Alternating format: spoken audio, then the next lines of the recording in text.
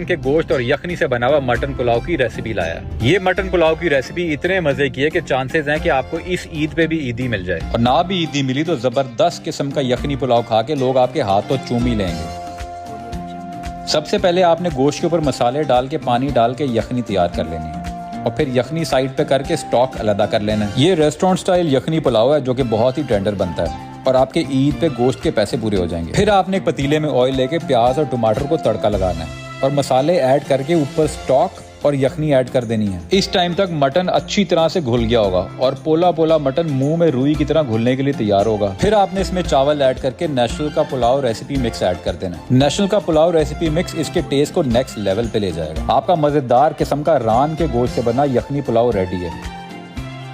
इस यखनी पुलाव की पहली बाइट ही आपके रिश्तेदारों को बहुत आला कहने पे मजबूर कर